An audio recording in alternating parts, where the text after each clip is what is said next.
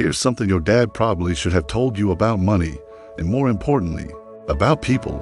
You've heard it a million times, right? From teachers, mentors, speakers, there are no stupid questions. It sounds great, encouraging, and safe. But let me tell you the unfiltered truth. While they say that, many of them are quietly judging you for asking what they consider a stupid question. And sometimes, that judgment comes with a price.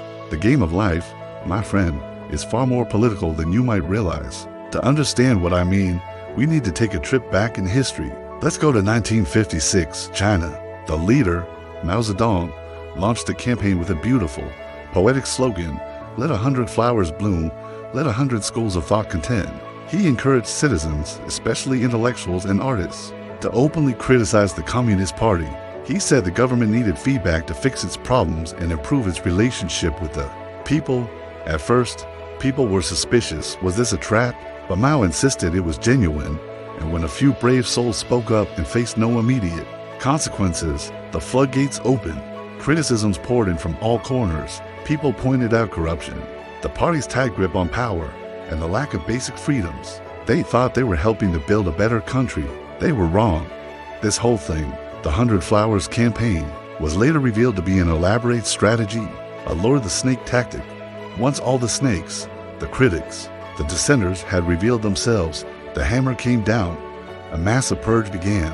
Over 500,000 people who had spoken their minds were labeled enemies of the state. They were rounded up, sent to brutal labor camps for so-called re-education, or in many cases, simply executed. Now, take a deep breath. I know that's an extreme, terrifying example. You're probably thinking, that could never happen today, not in our world. And you're mostly right. We live in a different era. But here's the crucial lesson. Human nature hasn't changed. We play the same games, just on a smaller scale. These historical patterns repeat themselves in microcosms all around us, in the office, in social circles, even in a classroom. We can't help it. It's almost like we're programmed to repeat history. That's why studying history isn't just about memorizing dates and names.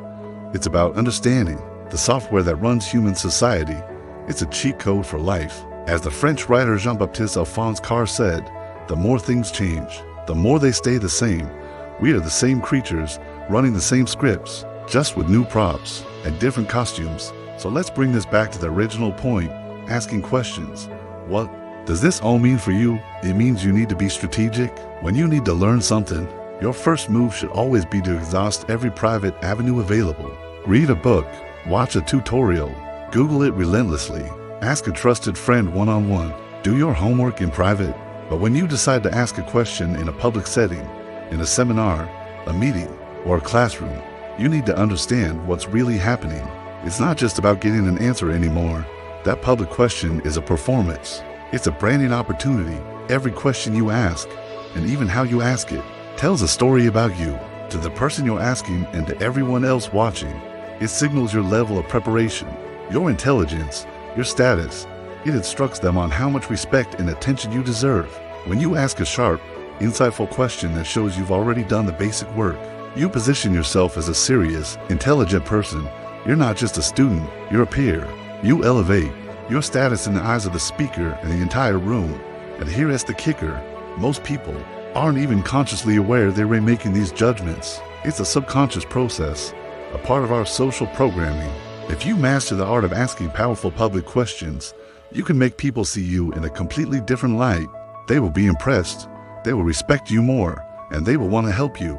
It's like a Jedi mind trick, but it's real. In today's world of social media, you can take this even further. Imagine you're at a conference. You've done your research, and you ask the main speaker a brilliant, well-framed question. Get a friend to record that interaction. That short clip isn't just a video, it's a powerful piece of personal branding. You can post it online, share it, and instantly signal your expertise and intelligence to a massive audience. You could even use that footage in an ad for your own business. The possibilities are exponential. Look, your dad should have made you study history. He should have told you that it's the ultimate guide to navigating the complexities of human interaction.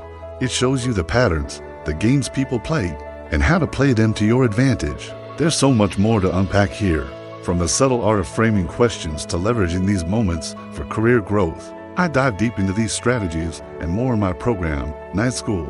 If you're ready to stop playing checkers while everyone else is playing chess, you'll want to be there. I'll see you tomorrow.